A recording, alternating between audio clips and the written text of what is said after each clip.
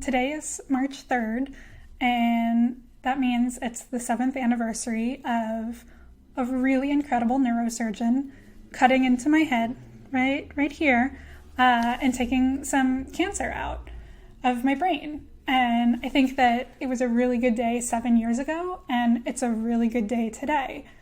And I always take this day to reflect on that experience and how it's impacted my life. And I don't think anybody is surprised by the fact that a cancer diagnosis really changed my life. I think when you hear somebody's life has been impacted by cancer, you expect to hear that there's some changes and everything. But I think what does surprise people is that for me, the cancer diagnosis ended up changing my life in a really positive way. Like, it changed the trajectory to a much better place for me. And so I like to talk about that and share that experience. And the reason that I'm making this video and putting it on the Kivus Camera channel is because while I've written about my cancer diagnosis and my experience, I've never really written in depth or talked in depth about how my cancer diagnosis was the direct, reason behind me starting Kivus Camera. So that's what I'm going to talk about today. So basically, being diagnosed with cancer took me from what was shaping up to be a long career as a divorce attorney. It took me from that to wedding photographer, successful wedding photography business. So divorce attorney to wedding photographer.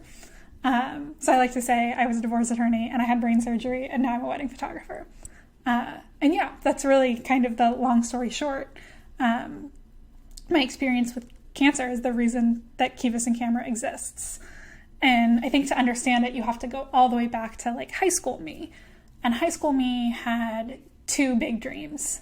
I wanted to be a journalist. I wanted to write and take photos, and I wanted to be a lawyer. So 15-year-old me, life plan was, okay, we'll go to school for journalism, we'll work for a newspaper for a little bit, and then we'll go to law school.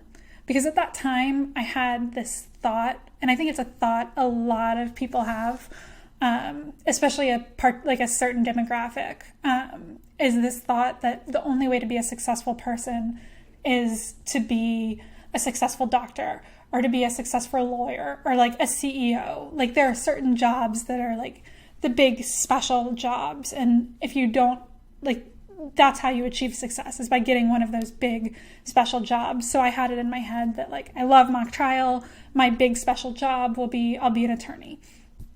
And so that was my life plan. And it started out pretty well. I got into UNC for journalism school, and I loved journalism school. I loved being able to create all the time. I loved writing. I loved taking photos all the time. I loved all my internships, working in the school paper, everything like that. I really, really, truly loved. And so that started out great. I was on my path. I was gonna do it. The problem is that I graduated undergrad in 2009. So there's good news and bad news with that. The good news was that in 2009, Carolina won the college basketball championship. So I got to rush Franklin Street with all my best friends and celebrate that victory a month before graduation. And the bad news was that it was 2009 and newspapers were dying. Now, I don't think journalism is ever going to fully die, and it's really important that it doesn't. And tangent, side note, if you can support any local journalism, please do. It's important. But the 2008 recession really fundamentally changed the face of journalism. And so at that time when I graduated, it was really difficult for even experienced journalists to find work. So let alone the people fresh out of college like me. So as I was approaching my graduation, I had one job offer, and it was for an unpaid internship. So I was like, yeah, journalism is not in the cards right now. And I said, that's okay. I have this second dream. I've always planned on being a lawyer anyway. We'll just speed it up a little bit. I'll go to law school right away. And I did. I stayed at UNC for 3 more years, and I got my JD, and I passed the bar, and through a series of, random circumstances, externships, connections, everything like that, I ended up getting a job in family law. And so for people who hear family law and don't really know what that means, it's divorce.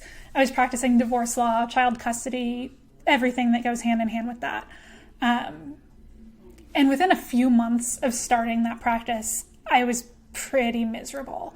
And it took me by surprise. I didn't really understand why I was so unhappy. I had loved law school, like really, truly loved law school. You're not supposed to love law school, but I did. And I had always loved mock trial. I loved mock trial in high school. I loved mock trial in college. I loved doing trial team in law school. I loved all my internships and externships when I was in law school. I had loved clerking for a judge right after law school. Like everything up to that point, law related, I had really, truly loved. So then when I was actually in the roots practicing and meeting with clients and going to court and everything like that, I wasn't happy, and it took me by surprise.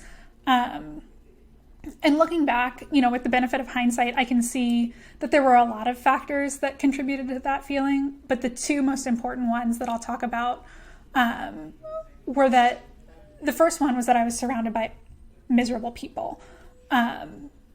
Dealing with custody issues and divorce issues, it turns even like the nicest people into the world into jerks sometimes. So you're just dealing with a lot of negative emotion all the time. So that was a big factor because I'm an empathetic person. And so I was kind of like taking all of that negative feedback and like internalizing it. So that was a big factor. But the bigger factor, I think, was that I had lost my creative outlet. If you go back just like a few minutes ago, I was talking about how much I loved shooting all the time and writing all the time in college. And at some point in law school, I had just put my cameras away because I didn't have time for it. And I was happy doing the law work and law school and stuff, so it kind of felt fine. Like I didn't even really process that I was putting aside something I loved to do something else because I loved that something else, right? But then once I was actually in the practice and wasn't happy, it was eating away at me that I didn't have this creative outlet that I used to love so much. And I missed it a lot. But I kind of reasoned, okay, I just need to put my head down, focus on law work, become a successful attorney, and then when I'm successful, I'll have time for hobbies. And it's always that like chasing success. Sorry, there's a motorcycle going by outside, so if you can hear that, I'm sorry. But like it was always that like chasing that next success and what does success mean? And so I was like, no, I'll just put my head down, I'll focus, I'll be a good attorney, and then I can do photography later. It's always later. So that was the position that I was in January of 2014. So a little over 7 years ago. And then I had a seizure out of nowhere. Not something that had ever happened to me before. And so we did a lot of scans. There were a lot of scary conversations. And basically what we were told is there's a tumor in your brain. We don't know what it is. They can't really tell you that just from the CAT scans and the MRIs and everything. So we don't know. It could be cancer. It might just be random brain tissue. And so I met with the neurosurgeon and he gave me 3 options. He was like, we can put you on anti-seizure medication and watch to see what happens. We can drill into your brain to take a biopsy of the tumor and see if it's cancer or not. Or we can just cut your skull open and take the cancer out. Now, I don't know how other people would react to that, but to me, like the only reasonable option was number 3. So I was like, sign me up for brain surgery. That's why I had elective brain surgery, because it wasn't like, I don't know, whatever. The elective stuff is really weird and crazy. But so I elected to have brain surgery. And I said, put me in the calendar as soon as you can. And so I did. I had brain surgery. And it was really scary, I'll be honest. But I think more of the scary stuff came after the fact. Things moved really quickly from the time that I had my seizure to the actual surgery. It wasn't even 2 weeks from seizure to surgery. So I barely had time to even process what was happening. I didn't really have time to process that they were going to be cutting a hole in my skull and then carving out cancer. what might be cancer, and then probably healthy brain tissue too, because they can't always really tell the difference when they're in there. And so during that time, I didn't really process it. But after the surgery, I did start to process it. And then especially once the biopsy results came back and we knew that it was cancer, I started to think about what had happened and started to think about like what it meant. And I had this moment of clarity and kind of realized something really fundamental that I wish that I could have realized a lot earlier in my life, but at the same time, I don't think a lot of people ever fully realize. So I feel grateful to have realized it when I did. But I realized I don't want to be miserable. I think at that point, I finally truly, deeply understood the phrase, life is short. And I know that it's really, life is short. It's really cliche, YOLO, whatever. It's cliche. But the thing is that cliches become cliches because at the base level, they're true. And that's one that is really true. Life is short. And so that moment of clarity led me to realize, like, I need to stop being miserable. Practicing law is making me miserable. I should do something that makes me happy. And so I decided to return to photography. And it just happened, like, totally fortuitous, like, incredible coincidence that a friend of mine was getting married that same year, and she had, like, a shoestring budget, zero budget whatsoever. And she said, I know that you went to school for journalism and you have cameras and stuff. Will you take photos at my wedding? And I said, yeah, of course. I want, like, it's 100% better to have photos from somebody who doesn't really know what they're doing when it comes to weddings than no photos at all. So I said, yes, I will take photos of your wedding. And I surprised myself with how much I liked it.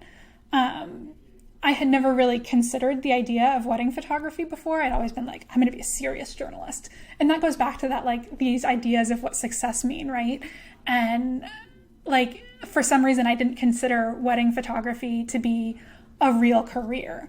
Like, it was not as serious or important or successful as being a journalist, which is a silly thought to have. And I realize that now. But before that time, I just internalized these weird ideas of what success meant. But so it turned out I really liked shooting weddings. It brought me a lot of joy, like being around everybody else being so happy.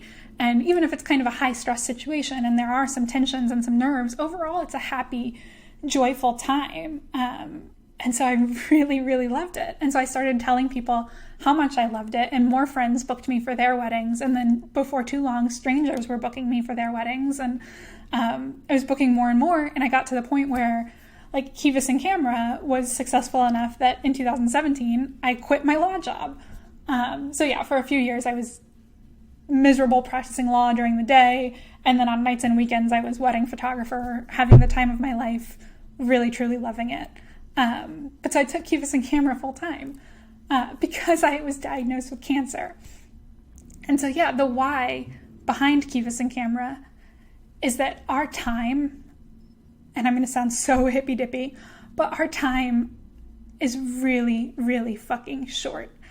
Not short, that's the wrong word. Really fucking valuable. And I don't mean it's valuable in the hustle culture sense. Like, that's the popular way to say that time is valuable right now. Time is money, got to get that productivity down. Time is money, let's go. I mean that time is valuable in the sense that it is finite. Definitively finite. And none of us have any idea how finite our time is, how finite our loved one's time is. And so, like, life is, at the end of the day, life is really, really fucking short. Excuse me for the F-bombs, but I want you to understand this and embrace it because this was my moment of clarity. Life is fucking short. And because I've recognized that, I know that I want to experience as many joyful moments as I possibly can. And you should want that too. Everybody should want to be experiencing joy.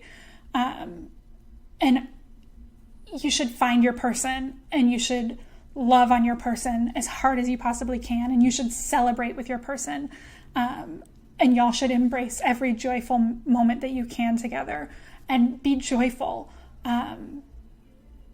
because time is valuable, and our time together is even more valuable. And so my goal at Kivus Camera is, we want to capture the joy so that you can preserve it, and you can revisit those priceless, literally priceless, moments as often as you possibly can. And my goal is to give you art, literal art of you and your favorite person loving the hell out of one of you, tripping over my words, but loving the hell out of each other. Because that's the purpose of being on this planet. That's the purpose of our finite, valuable time together, is to find joy in each other. And I really, truly believe that. And it sounds so mushy-gushy, but I really, really believe it. And when I'm saying like that our time together is finite, I'm not saying it in a sad, tragic way. Like I don't want it to be like thinking about losing people. I want to think about it as like how incredible these moments that we have together are. Like, I want you to have a lifetime of incredible, joyful, beautiful moments, but try to be in those moments and really be like internalizing them and holding on to them. Because the joy is like the purpose of everything. But that's like, I don't know, that's my gushy stuff. And I'm making myself cry. And I'm sorry if I made you cry. But that's kind of like my why. And I wanted to talk about my why. I wanted people to understand like why Kivus Camera is so important to me, why I think wedding photography is so important, why I think everyone should try to be choosing happiness. And if you're in a spot where you're really miserable right now, talk to me. I don't want you to be in that spot. Like there are ways to change, and word of the year, pivot, so that you don't have that misery, because life is too short to be miserable. And time is too valuable to waste it on things that don't matter. But yeah, that's my experience. That's how brain cancer changed my life for the better. Fun headline that you don't really see normally. But anyway, I'm like more than happy to talk about this. Like I said, the diagnosis truly changed my life, and I think that that's incredibly special. And I'm so glad that Kivus Camera was born from that moment of clarity of me realizing our time is so valuable, and I want to do something important and joyful with my time. And so I'm like eternally grateful to all of the couples who trust me, trust Kivus Camera with their memories, with capturing these priceless, joyful moments. It really brings me so much joy every time we're at a wedding. People sometimes say, what's your favorite wedding of all time? And like, I love them all. I just love being around joy, because time is short and life is short. So be joyful. Thanks, y'all.